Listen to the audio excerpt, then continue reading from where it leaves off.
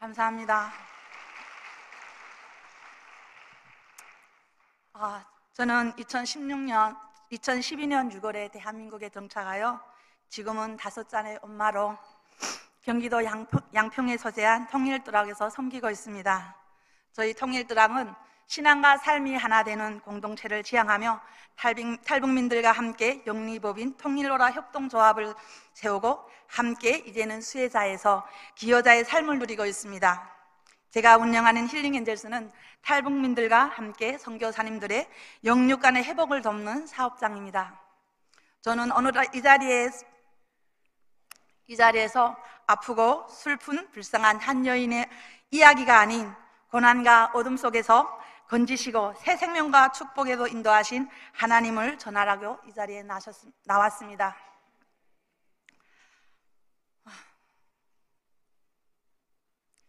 제가 양평에서부터 운전하면서 이 자리에 오기까지 하나님께 기도했습니다. 세상을 바라볼 때는 지금 얼마나 힘듭니까? 여야 좌우편에 서는 것이 아니라 하나님 편에 서서 하나님의 영광이 드러나게 하고 하나님 앞에 기쁨으로 우리 대한민국이 우리 하나님의 기쁨이 드러나서 영광을 들어쓰는 우리 대한민국이 되게 해달라고 기도했습니다. 탈북민의 이야기는 아픈 간증은 너무나도 많습니다. 유튜브나 온라인상 또 TV로서 너무 많은 탈북민의 아픈 사연이 많이 나오고 있습니다. 저 또한 아픈 이야기를 하려고 이 자리에 서서 동정과 감동을 받으려고 이 자리에 온 것이 아닙니다. 저는 13살부터 생선 바구니를 들고 생업에 나섰습니다. 한경북도 샛별군에서 어녀 일남 중에 넷째 딸로 태어나서 너무나도 가난한 가정에서 살았습니다. 새 신발 한 번 신어보지 못했고 새 옷 한 번 제대로 입어보지 못하고 소녀 시절을 지냈습니다. 그러던 어느 날 간암병에 들어 엄마와 셋째 언니가 폐결핵에 걸려서 사망을 했습니다. 사망할 당시 저희 어머니는 48세였고 셋째 언니는 꽃다운 청춘 나이 23살이었습니다. 그래서 두 언니는 결혼을 해서 시집을 가고 두 동생과 아빠의 같이 살려고 장사를 하며 지냈습니다. 장사를 하며 살아도 너무나도 힘들었어요. 그래서 제가 친구의 숙모의 도움을 받아서 2003년 2월 19일에 두만강을 건넜습니다. 임신매매로 팔려가는 줄도 모르고 저는 그냥 일자리로 소개하고 돈을 벌려고 떠났던 탈북이 결국 임신매매로 팔려갔습니다. 산 넘어 들 넘어 농촌 고란에 들어가서 진짜 누군가의 도움이 없이 살 수가 없었고 누군가의 도움이 없이는 희망이 없었습니다. 팔려간 한족 남자의 가정에서는 내가 그 집안 안에 자녀를 낳을 수 있는지를 손발을 다 묶어놓고 신체 검사를 하였습니다. 병원에 가서 신체 검사를 하는 것이 아니라 동네 의사를 데려다가 애를 낳을 수 있는지 루프가 있는지를 검사하였습니다. 홀로 있는 것이 아니라 수많은 사람들이 동물원의 원숭이 마냥 구경하러 온 것처럼 한 탈북 여인의 그런 처참한 모습을 보여주면서 내가 왜 살아야 되는지를 몰랐습니다. 그래서 죽기로 각오하고 제가 약을 먹고 자살 시도를 하였습니다. 자살 시도를 했는데 죽어지지 않더라고요. 3번에 걸쳐서 자살 시도를 했지만 결국은 죽어지지 않아서 다시 살게 되었습니다. 그래서 그때 죽는 것도 내 마음대로 안 되는구나. 이제는 악착같이 살아서 북한에 있는 내 부모 형제를 도와야 되겠구나 이렇게 생각하고 분가를 선언하고 제가 농사를 지으며 가축을 키우면서 분가를 했습니다.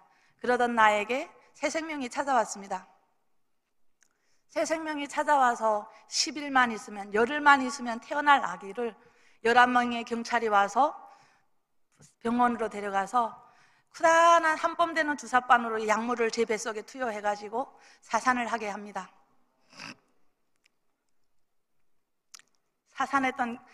죽은 줄 알았던 그 아기는 다시 살아서 태어났지만 의사의 손에 목 눌려서 죽었습니다.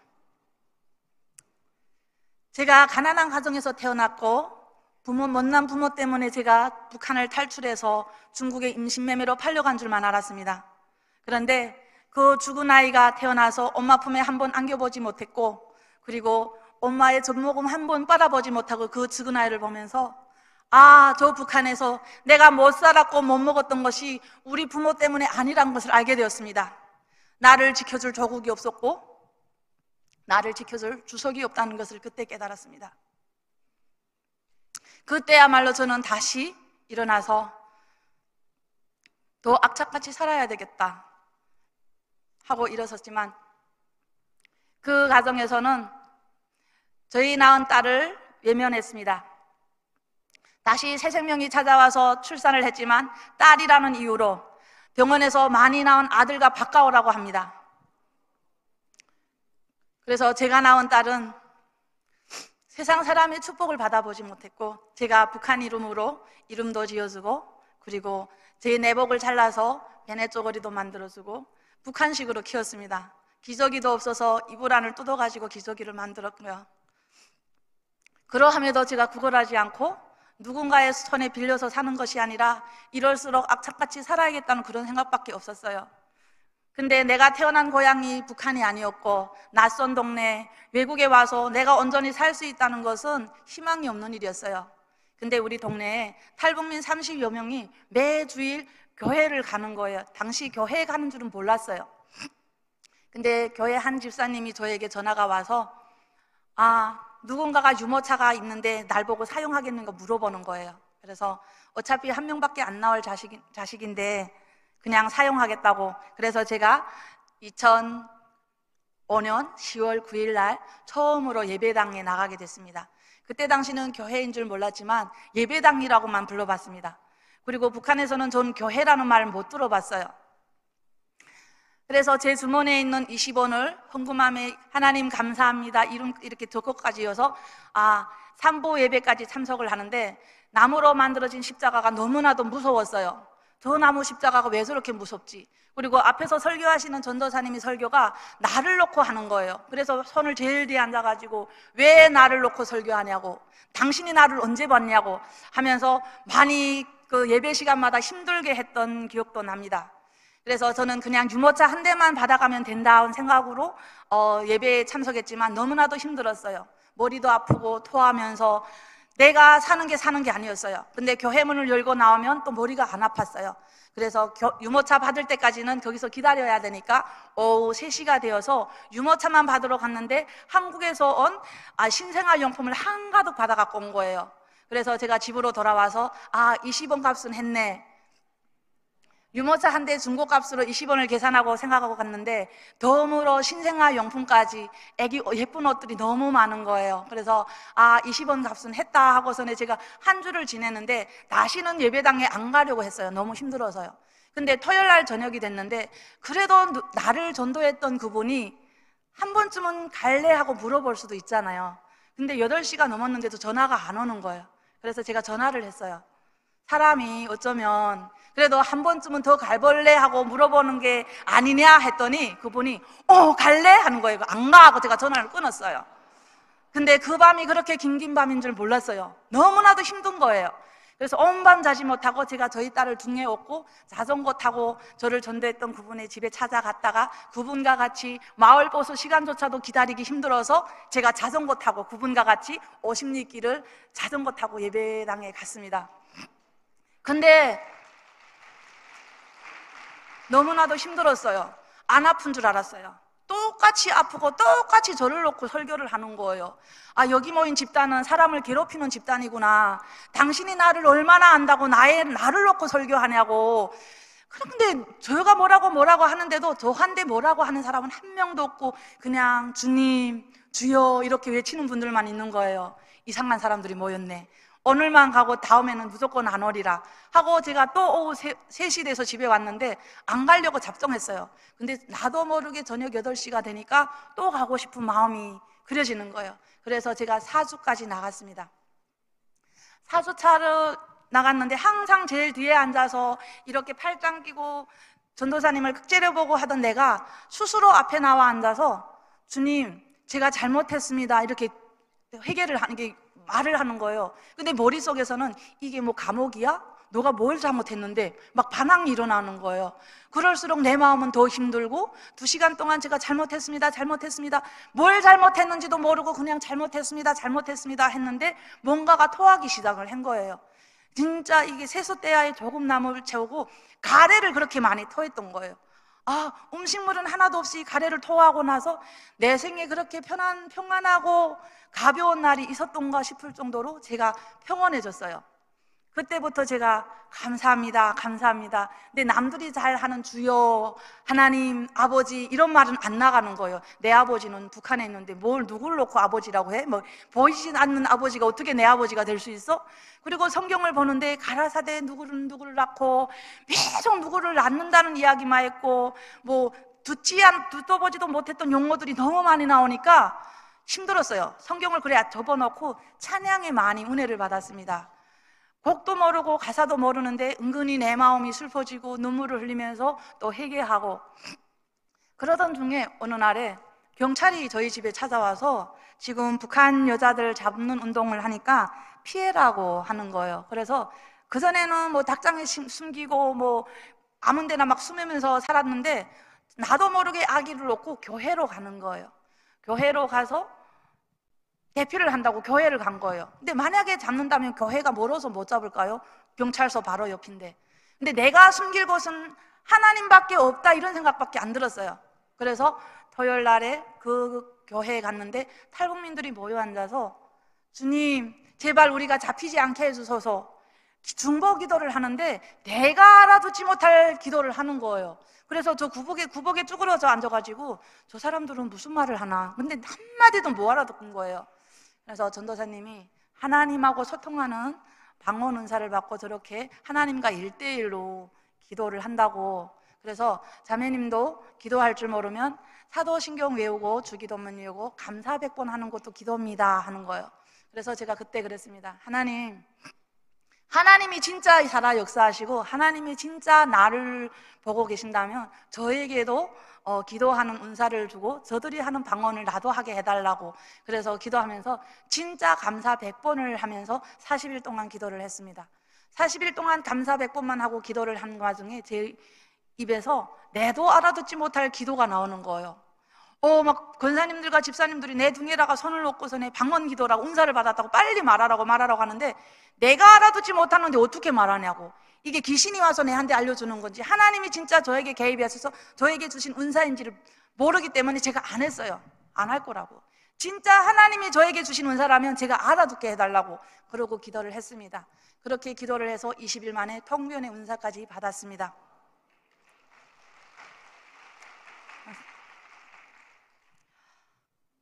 그렇게 통변의 은사까지 받고 이제는 하나님만 믿으면 좋은 일만 있고 하나님만 믿으면 축복만 받는다고. 너무 좋잖아요. 말하는 사람도 기쁘고 듣는 사람도 너무 기쁘기 때문에 이제는 좋은 일만 있고 축복만 받는구나. 그러면 내 생에 아픈 일이란 없겠구나 이렇게 생각하고 기도를 했는데 성탄절 날에 성탄 예배를 드리는데 경찰에서 잡으러 온 거예요. 근데 저희 이름을 딱 찍고서는 잡으러 온 거예요. 제가 동거하던 남편의 어머니와 그러니까 시부모님과 다른 사람이 싸움을 벌였는데 고소해서 아마 저희 그 동거하던 시어머니가 이겼나 봐요. 그러니까 진편에서 저를 고소한 거예요. 성탄절에 어느 교회 가게 되면 어느 집 며느리가 있다 그러면 거기 가서 잡아가라. 근데 30여 명이 모인 탈북민들이 갑자기 경찰이 나타나니까 무서웠던 거예요. 저는 숨었는데. 근데 갑자기 전도사님이 자매님 잡으러 왔습니다. 자매님 나와야 돼요 하는 거예요.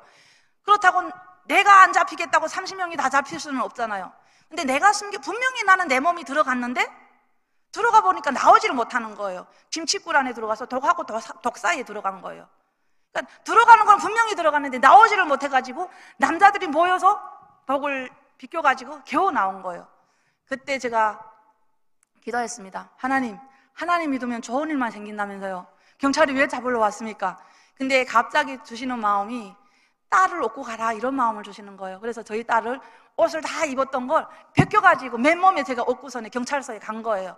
그래서 그때 당시는 아기가 돌 지나다 보니까 젖을 다 떼서 젖을 다 뗀 상태다 보니까 모유를 안 했어요. 근데 갑자기 교회에서 사모님과 집사님이 따라와가지고 애를 갑자기 젖먹이라는 거예요. 경찰들 앞에서. 아니 뭘 말하려고 하니까 말하지 말고 빨리 옷을 올리고 젖을 먹이라고 그러면서 아기를 꼬집어 놓는 거예요. 근데 평상시에 안 울던 아기가 그렇게 우는 거예요. 그래서 옷을 올리고 그 사람들 앞에서 젖을 빨게 하는데 쪽쪽쪽쪽 거리고 잘 빠는 거예요. 평상시에 안 먹던 아기가. 그러면서 경찰이 이 애가 몇 개월 됐냐, 덜 지났는데 갑자기 12월 25일 날에 10개월밖에 안 됐다고. 그럼 생일이 언제냐? 근데 갑자기 제 생일이 생각났어요. 그래서 2월 달이라고 계산해 보니까 딱 10개월인 거예요. 그러면서 아, 하나님이 이렇게도 지혜를 주시는구나. 아기가 너무 작기 때문에 너네 동네에서 너를 신고했지, 동네 사람들은 너를 너무 좋아하더라. 그러니까 그 마을에서 살지 말고 다시 다른 지역으로 가라. 내놓은 거예요. 감사합니다. 그래서 제가 다시 아기를 놓고 사모님과 집사님과 함께 교회에 왔는데 눈물바다가, 그날에 12월 25일 날 성탄절에 워십도 하고 막강국도 하고 뭐 엄청 많이 성탄 예배를 준비했는데 제가 8가지를 또 맡았더라고요. 성경 말씀 외우기, 워십, 율동, 찬양, 뭐 안 하는 게 없이 다 이렇게. 그러니까 결국은 한 사람이 빠지면 그게 되지가 않는데 하나님이 때맞게 12시에 딱 풀려줘가지고 다시 1시부터 성탄 예배 다 마무리 잘하고 제가 그 지역을 떠나려고 할 때 저희 딸이 또 아프기 시작을 한 거예요. 그래서 양력설 1월 1일 날에 병원에 입원했습니다. 그래서 폐렴으로 입원했는데 15일 동안 치료를 하다가 원장님이 오셔가지고 마음의 준비를 하세요 하고 저를 퇴원시키는 거예요. 더 이상 아이한테 뭘 할 수가 없대요. 그래서 숨만 내쉬는 아기를 놓고 제가 집으로 간 것이 아니라 그냥 교회에 와서 냉돌에 제가 십자가 밑에다 던지고 하나님 앞에 또 한탄을 했습니다. 차라리 그때 사산했던 그 아이처럼 죽어서 나오든지 아당체 나한테 이 생명을 주지나 말지 왜 나한테 이 아기를 주셔가지고 이렇게 힘들게 합니까? 하나님을 믿으면 좋은 일만 생긴다며요. 하나님만 믿으면 축복받는다며요. 이게 다 거짓말이었습니까? 막 이렇게 기도를 하는데 한청소리가 들리는 거예요. 하나님, 저는 아기를 하나님한테 올려드린 거지 한청소리 듣고 싶은 게 아니다. 우리 딸을 살려달라고 이렇게 기도했는데 분명히 시체돼서 누워있던 애가 보글보글 기어러워가지고 어깨를 툭 치면서 엄마 하는 거예요. 너무나도 깜짝 놀랐습니다. 근데 제가 그 가족에서 저희 딸한테 이름도 안 지어줘가지고 제가 눈설자에 꽃뿌리 영자를 따가지고 여름에 난 아기를 북한에서 배운 한자를 겨우 기억을 해가지고 북한 이름을 지어줬는데 갑자기 저희 딸을 보면서 설령아 하는 것이 아니라 운혜야 하게 된 거예요. 그때부터 저희 딸 이름은 운혜가 되었어요. 하나님의 운혜로 다시 태어나서 운혜가 되었습니다. 그렇게 제가 거북 활동을 많이 하면서 제가 그 가정에서 못 살고 저희 딸을 얻고 연변에 나와서 1년 동안 백두산에 가시는 분들에게 가이드를 해주면서 살게 되었습니다. 그러던 어느 날 제 몸이 아파왔고 병원에서 가보니까 자궁암 진단을 받게 된 거예요. 그래서 북한에서는 뭐 자궁암이랑 암이란 진단을 받아도 시한부 인생을 사는데 하고 제가 마지막 가이드로 대구에서 오신 가족들을 모시고 장백산을 가는데 대구에서 오신 분이 저보고 탈북민이냐 확인하고 그리고 어디 아프냐고 물어보고 해서 이렇게 자궁암이 걸렸고 그냥 오늘이 마지막 가이드다 하고 했는데 그분이 너가 말하는 남조선이 자궁암은 병도 아니다. 그리고 너 같은 북한에 있는 우리 자매 형제들이 너무나도 많다. 그래서 제가 한 주면 한국에 도착하는 줄 알고 저희 딸을 보육시설에 맡기고 제가 2007년도에 한국행을 떠나게 됩니다. 근데 7월 9일 날 출발을 해서 한 주일이면 도착한다던 제가 7월 11일 날 내몽골 국경연선에서 체포되게 됩니다. 그때부터 또 하나님한테 기도를 하면서 금식후부터 시작을 하면서 하나님 이렇게 잡힌 것도 하나님의 뜻이 있습니까? 금식을 하는데 진짜 15일 한 달 있어야 되는 그곳에 3일 만에 기적같이 저희가 다시 다른 곳으로 이동을 하면서 신의주합 단동 쪽으로 가는 것이 아니라 제 고향인 함경북도 언성군 쪽으로 도문병방으로 이송을 하는 거예요. 그런 걸 보면서 하나님이 개입하셨구나. 그럼에도 하나님은 싫었어요. 어차피 하나님을 믿으면 축복을 받는다는데 이런 일을 걸치지 않고 바로 한국에 가면 얼마나 좋아요. 저희 딸은 지금 보육시설에서 한 주만 있으면 엄마가 온다고 얘기를 했으니까 너무 두려운 거예요. 다른 데로 팔려갈까 봐, 또 다른 데로 입양되어 갈까 봐. 그렇게 7월 달에 잡혀서 제가 10월 달에 북한으로 북송되게 됩니다. 진짜 3개월 동안도 중국에서 고문을 받으면서 정기 고문까지 받으면서 너무나도 힘들었어요. 그러면서도 하나님을 원망도 하면서 하나님 또 살려달라 하고 뭐 죽도 밥도 아닌 그 자그마한 내 믿음이 또 하나님밖에 매달릴 수밖에 없었던 거예요.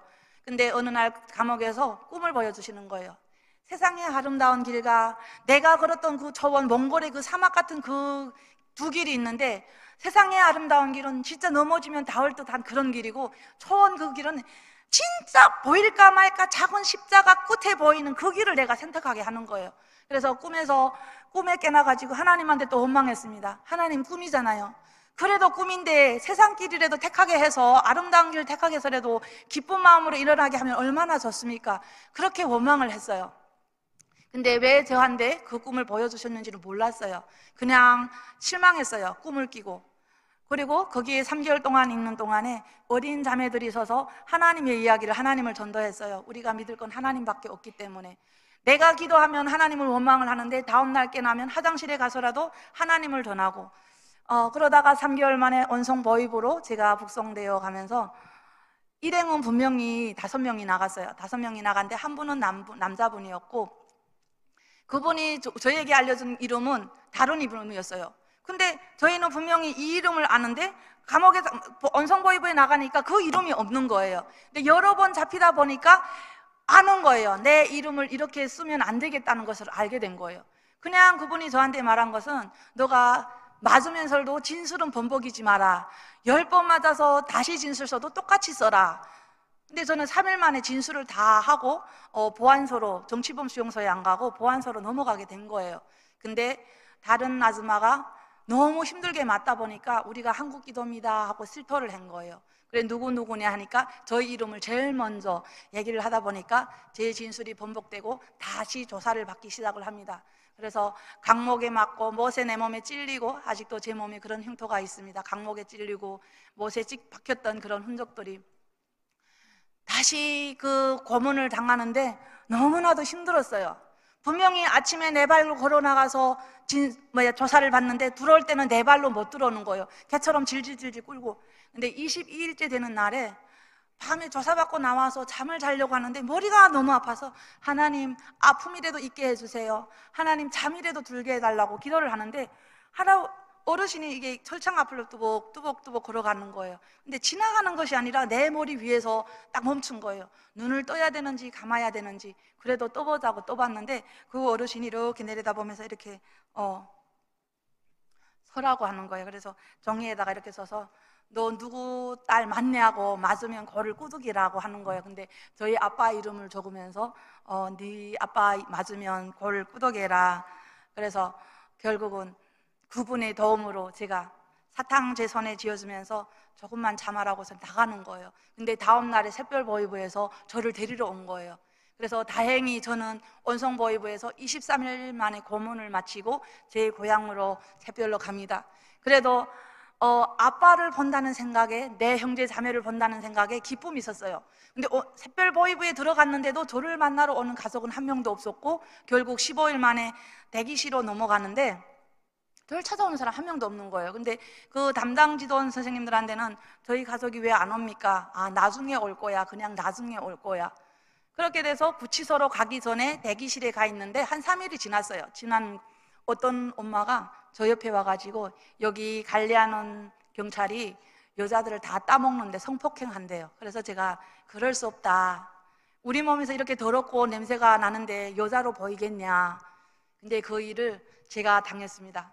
누군가가 밖에서 문을 열거나 들어와서 나를 살리지 않는다면 그냥 죽은 목숨인 거예요.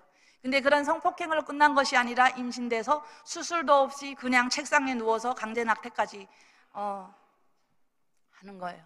너무나도 아팠어요. 너무나도 힘들었어요. 그때 하나님한테, 하나님, 왜 나만 이런 아픔을 겪어야 합니까? 왜 나인가고 눈물 흘리면서 하나님한테 기도를 하는데 응답은 없고, 나 혼자 중얼중얼 대는 것 같고, 그렇게 피 흘리는 몸으로 대구기소에서 구치소로 올라간 거예요. 희망도 없고. 근데 매일과 같이 처벌을 주고, 불 때는 새 가랑이로 우리의 손등을 때리지 않고 손바닥을 쇳대로 갈구리를 때리는 거예요. 그렇게 3개월 동안 처벌을 받는데 음력설 날이 됐어요. 근데 샛별구르장은 이렇게 높은 데 있다 보니까 앉아 있어도 중국에서 이게 음력설 축제가 다 보이는 거예요. 근데 중국에서 제가 배웠던 찬양이 있었어요. 나는 당신만 존경합니다. 주님만 따르렵니다. 이런 중국 찬송이 있었어요. 근데 속으로 불렀는데 개호가 이렇게 저희를 관리하는 개호가 듣더니 어느 갔나야 하고 소리 지르는 거예요. 그래서 나 때문에 다른 사람이 처벌받을까봐 몇 호 감방 몇 번입니다 하는데 그게 무슨 노래야? 이렇게 물어보는 거예요. 근데 제가 그걸 어떻게 해석할 수 없잖아요. 근데 옆에 방에서 나는 당신만 존경합니다. 당신만 따르렵니다. 당신만 경배합니다. 풀이를 그렇게 해준 거예요. 야, 그 노래 좋다. 야, 다시 불러봐라. 이렇게 하는 거예요. 그래서 제가 어디선 모여징바이니 이 노래를 3창을 불렀습니다. 근데 누군가를 통해서 또 그 안에서 하나님을 경배하고 하나님 앞에 찬양 올릴 수 있다는 것이 너무나도 감사한 거예요. 그러고 제가 2008년 4월 23일 날 쇠약해진 내 몸을 부둥켜 2발도 아닌 4발을 걸어서 제가 정거리 교화소에 가게 됩니다.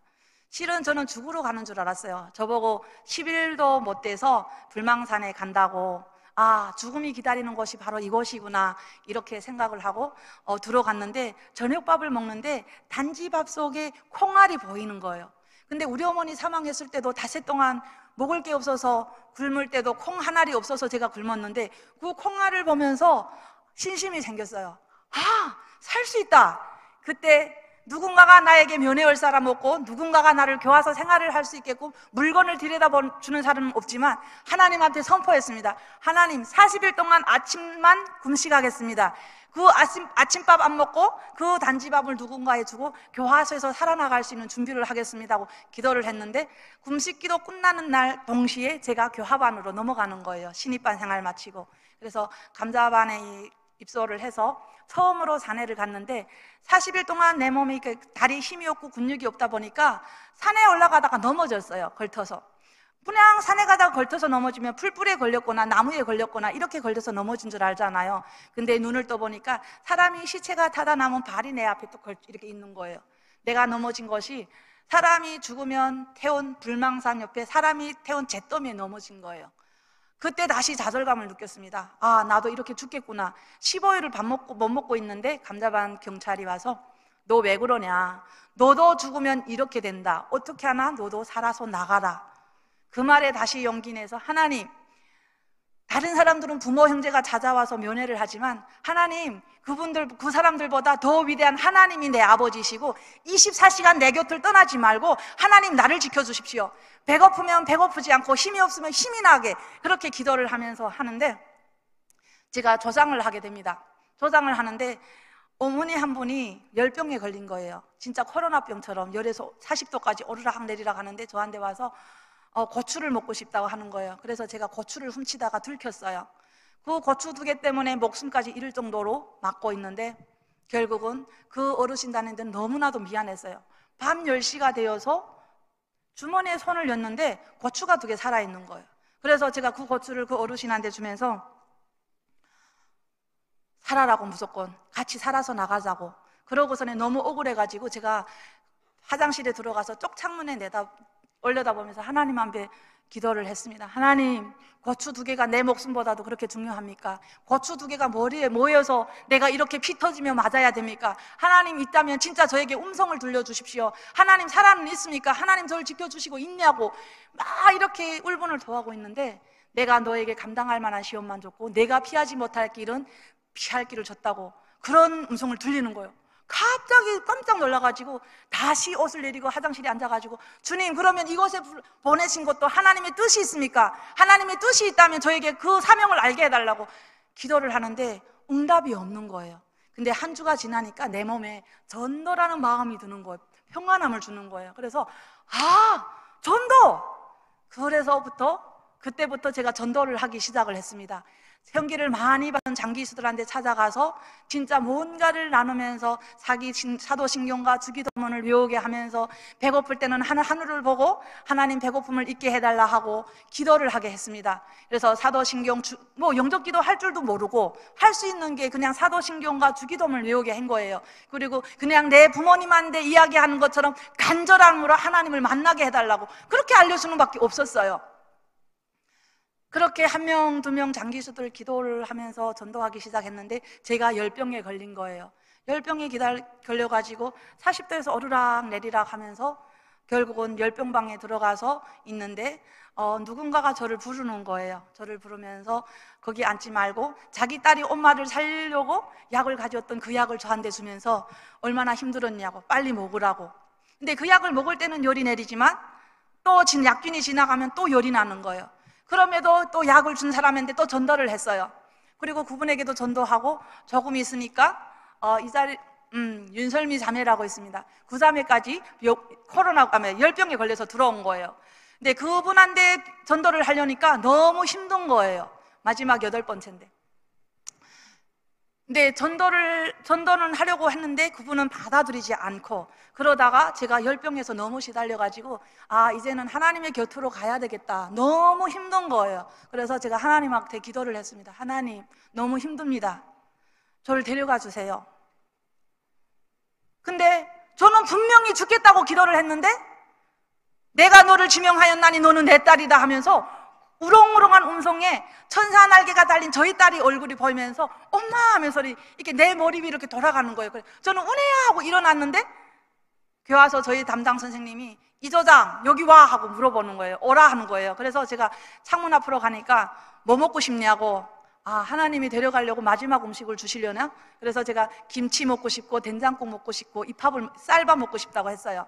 근데 밤 12시에 감옥문이 열리고 진짜 3년 만에 처음 보는 세상 음식을 차려주면서 5명, 6명 먹을 음식을 제 혼자 다 먹었습니다. 근데 다 먹고 나니까 체온도 정상으로 돌아오고 뭔가가 하나님한테 죽겠다고 기도한 것이 하나님 좀 전에 죽겠다고 기도한 거 취소하면 안 됩니까? 제가 이렇게 기도했어요. 그런데 다음날 아침에 열이 다 떨어졌다고 퇴원시키는 거예요. 저는 죽겠다고 하나님한테 기도했는데 하나님은 다시 살려서 내보내시는구나. 그러다가 제가 교합반에 나와서 일하러 갔다 와서 공구를 들고 저희 간방 뒤로 가는데 설미 씨가 창문에서 언니야 하고 찾는 거예요.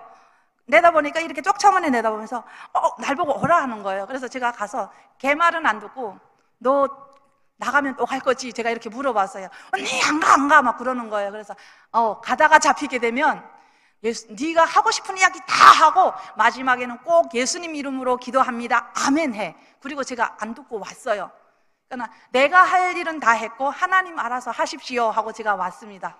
그렇게 돼서 설미와 저는 갈라졌고 제가 진짜 쇠약해진 내 몸이 2발도 아닌 4발로 걸어서 들어가서 3년 동안 생활을 하면서 누군가는 쥐를 잡아먹고 누군가는 뱀 잡아먹고 누군가는 화장실에 다니는 그 쥐와 뱀을 잡아먹여서 살겠다고 버덩댈 때 저는 하나님 앞에 기도를 하면서 하나님 저만큼은 처참하게 살게 안 해달라고 배고플 때는 배고픔을 잊게 해주시고 진짜 힘과 용기를 해달라고 전에 3년 동안 기도를 했는데 들어갈 때는 50kg도 안 되고 45kg, 47kg 돼서 들어갔는데 나올 때는 68kg로 건강하게 제가 출소해서 나왔습니다.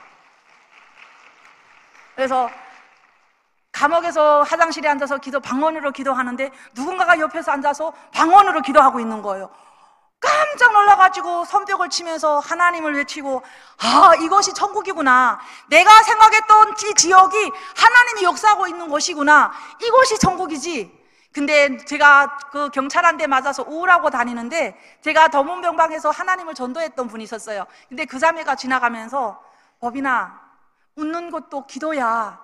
너는 웃어야 돼. 갑자기 제가 손뼉을 치면서 그래. 웃을 수 없는 이것에서 웃을 수 있다는 것도 하나님 앞에 기도하는 거구나. 웃어야 돼.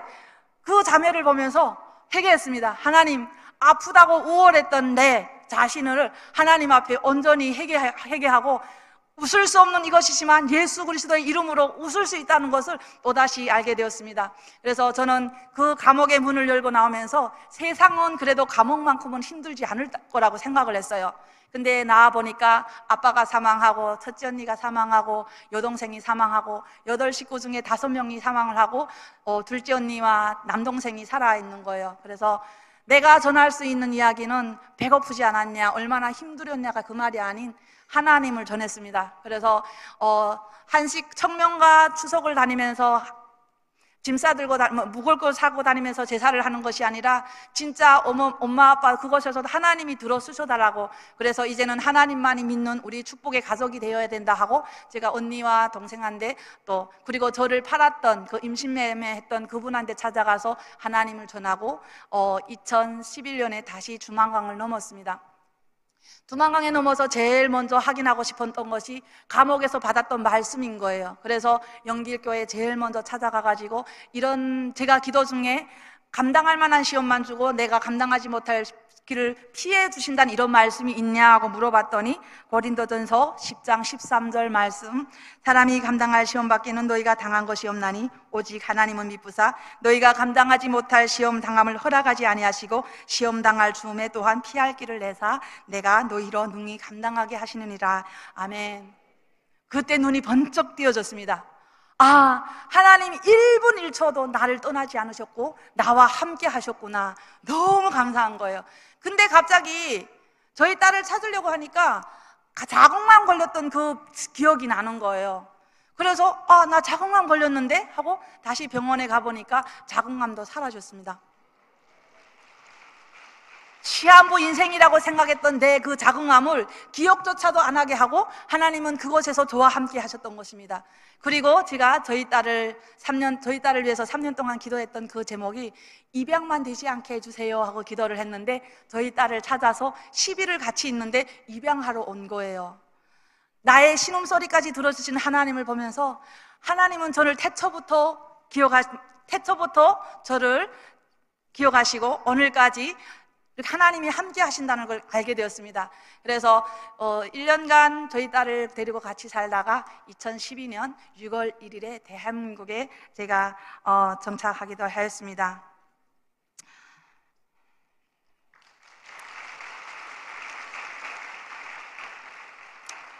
진짜 대한민국에 오면서 저는 여기가 그냥 가나안인 줄 알았습니다. 이집트를 지나 홍해를 건너 내가 도착한 것이 가나안인 줄 알았는데 2년 동안 꿈속에서 너무나도 악몽에 시달리는 거예요. 너무나도 힘들었습니다. 그리고 돈도 벌고 먹을 것도 많은 이곳에서 기쁨이 채워지지 않았어요. 왜 그런지도 몰랐어요. 근데 두 분의 탈북민 선교사님을 만나서 어느 치유 집회에 갔습니다. 근데 용서라는 시간이 있는데 흰 종이에다가 그 용서할 사람 대상의 이름을 쓰고 포도주에 담갔다가 그 종이를 십자가의 못을 박으면 용서가 된다요. 그렇게 쉽게 용서가 될 수 있나? 그때 또 하나님 앞에 또 울분을 주셨습니다.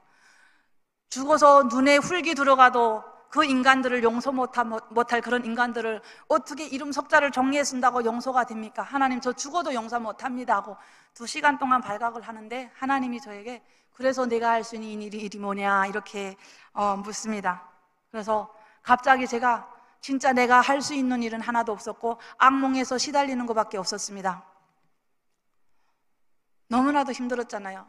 꿈에서 깨면 땀이 젖고 이불이 젖고 베개가 젖으면서 내가 할 수 있는 거 그냥 내 모든 아팠던 그런 기억들을 잊고만 싶고 이야기하기조차 싫었던 그런 저를 하나님이 그래서 내가 있단다 이렇게 말씀하시는 거예요. 그때 제가 예수님 이름으로 선포했습니다. 예수님 이름으로 진짜 이분들을 한 분 한 분을 용서합니다. 한 뼘 되는 주사바늘 내 뱃속에 약물을 투여해서 사살했던 그 의사, 그리고 저를 성폭행했던 그 경찰, 고추두개 때문에 저를 때렸던 그런 인간들, 저에게 얼마나 죽음의 길로까지 데려갔던 그런 인간들을 예수님 이름으로 제가 선포하면서 용서를 했습니다. 용서가 시작되고 기적이 일어났습니다. 그때부터 온전히 회개를 하면서 하나님 앞에 다시 돌아오게 됐습니다. 내가 달라서 이것이 온 것이 아니라 10대 소녀로부터 40대 중반에 이르는 나 자신을 보면서 하나님은 눈동자같이 저를 보호하여 주셨고 오늘의 이 자리까지 오게 되었습니다.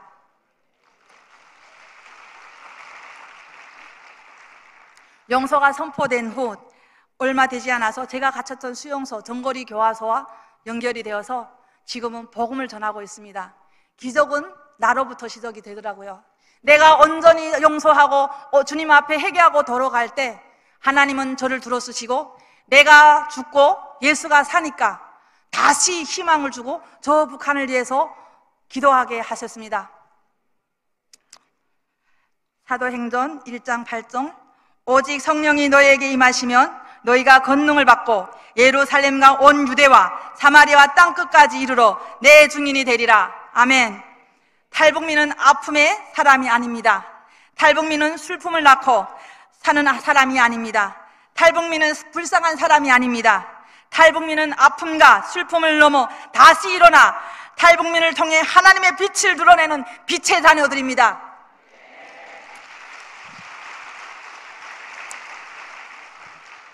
탈북민은 특권 중에 특권을 받은 빛의 자녀입니다. 뼈가 저리도록 아프기 때문에 하나님을 찾을 수밖에 없고 영광 중에 임하시는 하나님을 만나 모든 것을 다 이겨버리고 빛으로 새롭게 일어나 그 이금을 살는 것이 우리 탈북민의 승리의 삶입니다.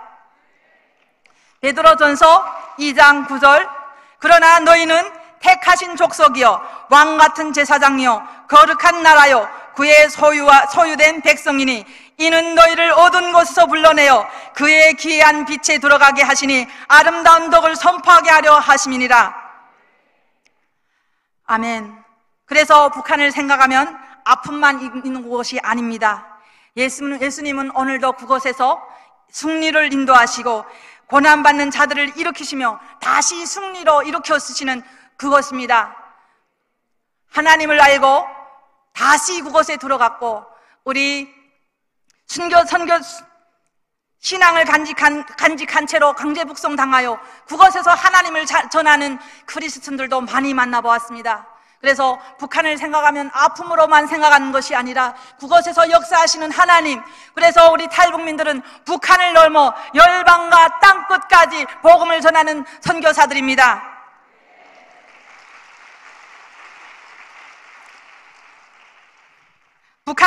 북한을 향한 하나님의 때에는 우리가 함께한 아버지 앞으로 돌아가는 바로 지금인 줄 믿습니다. 내가 죽고 다시 예수 그리스도로 살아서 그곳에서 역사하시는 하나님만 바라봅니다. 호세아서 6장 1절부터 3절 말씀, 오라 우리가 여호와께로 돌아가자.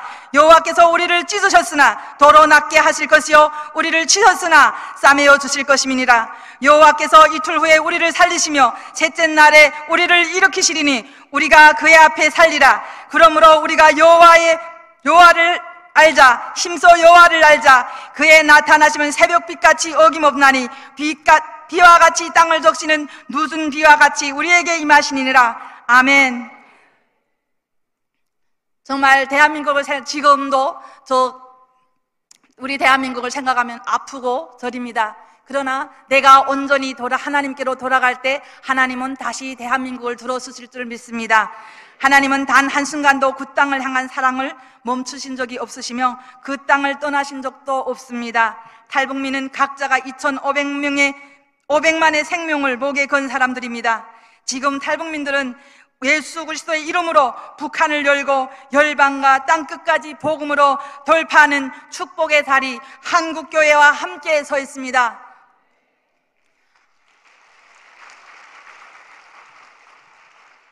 그래서 우리가 여기에 모인 한 사람 한 사람, 그리고 온라인으로 참여하는 우리 한 사람 한 사람 온전히 주님 앞에 돌아가고 온전히 회개해서 주님과 함께하는 이 시기에 하나님은 우리 대한민국을 들어주실 것입니다. 내가 온전히 회개해서 하나님께 돌아가서 축복의 자리에 서 있는 오늘의 이 자리에 초대해 주셔서 너무나도 감사합니다.